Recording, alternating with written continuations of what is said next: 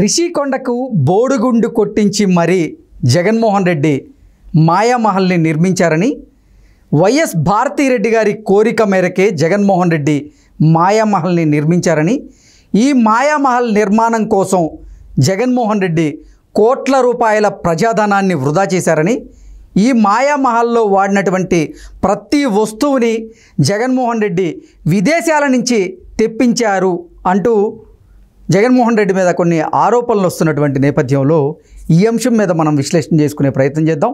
ప్రస్తుతం మనతో పాటు ఉన్నారు తెలుగుదేశం పార్టీ అధికార ప్రతినిధి సూర్యదేవర లత గారు. లత గారితో మాట్లాడదాం. లత గారు నమస్తే అండి. నమస్తే.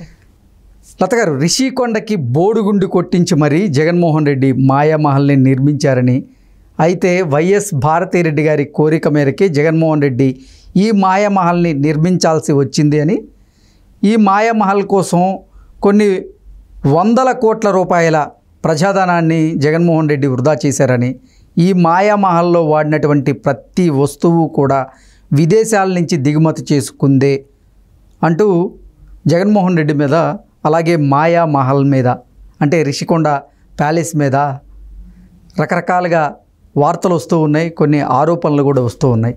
దీని మీద మీ విశ్లేషణ ఏంటి? అంటే జగన్మోహన్ రెడ్డి ఆలోచన ఎట్లా చేశాడంటే, ప్రపంచంలో ఎక్కడ ఏదైతే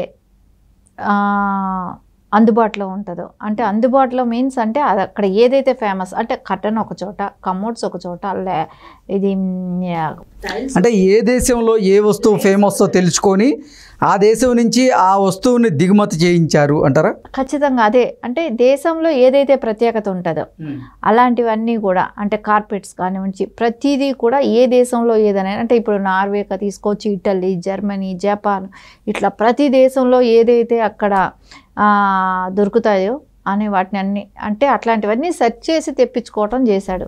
అసలు ఏంటి ఈ మాయామహల్గా పిలువబడుతున్నటువంటి ఈ రిషికొండ ప్యాలెస్లో వాడేటువంటి ప్రతి వస్తువు, అంటే బెడ్లు అయితేనేమి, ఫర్నిచర్ అయితేనేమి, అక్కడ వాడుతున్నటువంటి లైట్స్ అయితేనేమి, అలాగే మార్బుల్ అయితేనేమి, ఇతరత్ర వస్తువులన్నీ కూడా జగన్మోహన్ రెడ్డి విదేశాల నుంచే అంటే దిగుమతి చేసుకున్నారని, అక్కడ వాడేటువంటి మొక్కలతో సహా విదేశాల నుంచి వచ్చినాయే, వాటి కోసం కొన్ని కోట్ల రూపాయలు వెచ్చించారు అంటూ కూడా వార్తలు వస్తూ ఉన్నాయి. ఖచ్చితంగా మొక్కల కోసమే 20 కోట్ల రూపాయలు ఖర్చు పెట్టడం జరిగింది.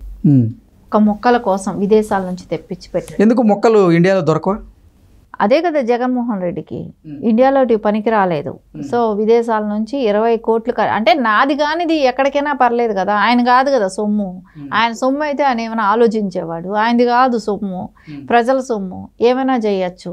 సో అందుకని 20 కోట్లు ఖర్చు పెట్టాడు ఓన్లీ మొక్కలకి. ఇంకా లైట్లకి ఒక్క లైటు 60,000 రూపాయలు.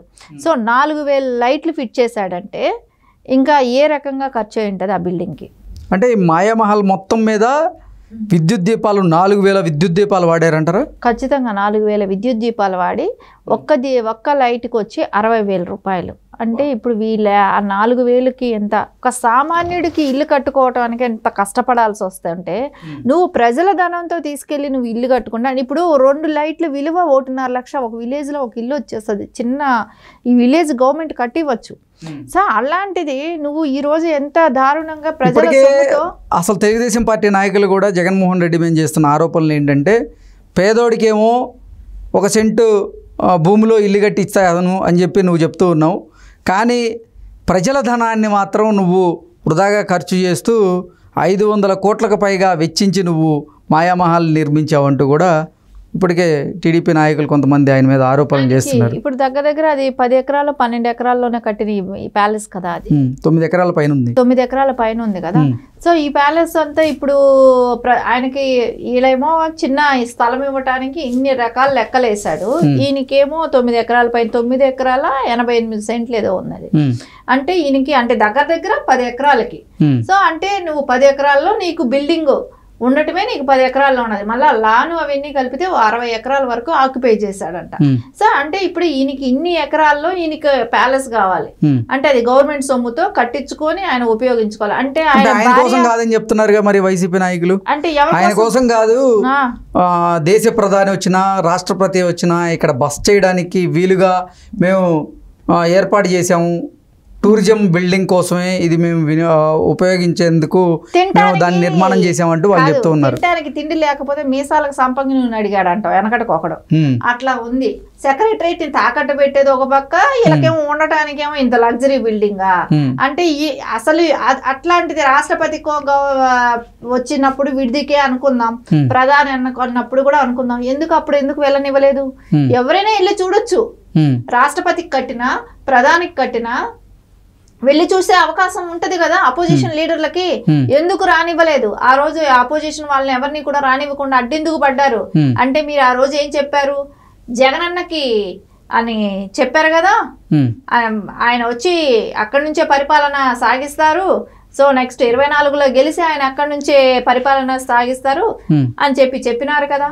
చెప్పిన తర్వాత ఈ రోజు అదే నేను చెప్పేది, ఒక చేసిన తప్పుని పదే పదే కప్పిపుచ్చుకోవటానికి రకరకాల అబద్ధాలు వాడుతూ వాళ్ళే దొరికిపోతున్నారు ఇక్కడ.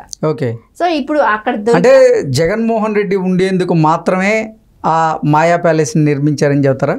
ఖచ్చితంగా జగన్మోహన్ రెడ్డి కోసమే నిర్మించిన ప్యాలెస్ అది కూడా కాకుండా 15 బెడ్రూమ్లు ఉన్నాయి. సో వాళ్ళు గెస్ట్ల కింద కానీ అది అంటే ఎవరైనా విడిది కింద ఇచ్చేయడానికి అనుకున్నా కూడా అది అవసరం పనికొచ్చేది. ఒకవేళ ఇది వరకు లాగా హరిత రిసార్ట్స్ లాగా అనుకుంటే కూడా అది పనికిరాదు.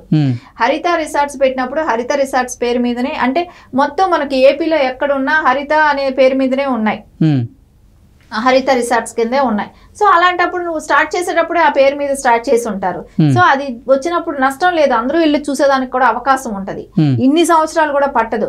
ఒకవేళ ఇప్పుడు అక్కడ కింద స్టార్ హోటల్స్ కట్టినా, నోవోటా లాంటి హోటల్స్ లో స్టార్ హోటల్స్ ఉన్నా కూడా అక్కడ ఒక గదికి 60 లక్షలు, అంటే ఇంటీరియర్ తో సహా మా బెడ్స్ తో సహా అన్ని, అంటే ఇటాలియన్ మార్బుల్స్ అని, ఇటలీ నుంచి మార్బుల్స్ తీసుకొచ్చారని, అలాగే జర్మనీ నుంచి కూడా మార్బుల్స్ తీసుకొచ్చారని, ఇలా 5-6 దేశాల నుంచి మార్బుల్స్ ఇక్కడికి దిగుమతి చేసుకున్నట్లుగా కొన్ని వార్తలు అయితే వస్తూ ఉన్నాయి. ఖచ్చితంగా అవన్నీ ఇచ్చేసారు. అదే నేను చెప్తున్నా, ఒక స్టార్ హోటల్లో కడితేనే 60 లక్షలు అయింది ఒక రూమ్ కి. కానీ వీళ్ళు ₹1,00,00,000 పెట్టనివ్వండి ఒక రూమ్ కి, అంటే 450 గదులు రావాలి. సో రేపు పొద్దున టూరిజం ప్లేస్ కింద మీరు డెవలప్ చేయాలనుకున్న వాళ్ళైనా కూడా 450 గదులు వచ్చి ఉండాలి. సో అక్కడ నీ సొంతానికి నువ్వు 15 గదులకే అక్కడ పరిమితం అయ్యాయి అక్కడ.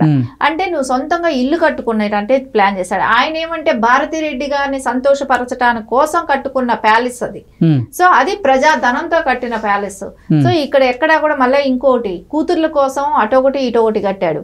సో అది కూడా ఇప్పుడు రాష్ట్రపతి విడిది భవన్కి అయితే కూడా నీకు అట్లా డైవర్షన్స్ పెట్టడానికి వీలు లేదు, అది సెక్యూరిటీ ప్రాబ్లం. సో ఖచ్చితంగా ఒక బంగ్లా అంటే ఒక బంగ్లాగానే ఉంటది. ఇక్కడ ఏం జరిగిందంటే సెంటర్ లో ఒక బంగ్లా ఉంది, దాని పక్కన అటు ఇటు ఇంకో బంగ్లాలు ఉన్నాయి. ఆ బంగ్లాలకి ఈ బంగ్లా సెంటర్ బంగ్లా నుంచి వేవ్ ఉంది, వెళ్ళటానికి అవకాశాలు ఉన్నాయి పైనుంచి. అట్లాంటప్పుడు అది ఎలా జరుగుతుంది?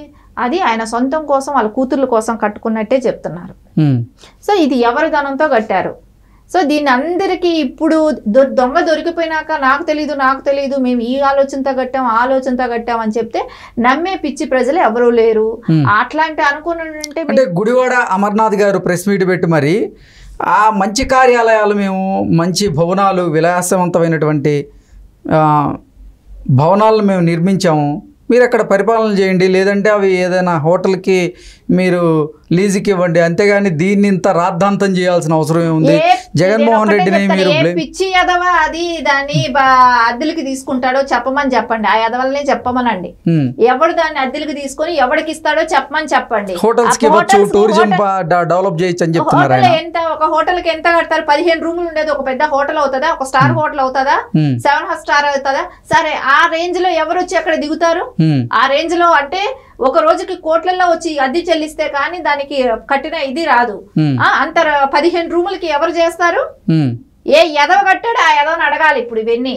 అంతేగాని నోటుకు వచ్చినట్టు మాట్లాడటం, ఇట్లాంటి పనికిమాలిన ఎదవలందరినీ మినిస్టర్లుగా పెట్టుకోబట్టే ఈ రోజు రాష్ట్రం ఈ రకంగా దివాలా తీసిపోయింది.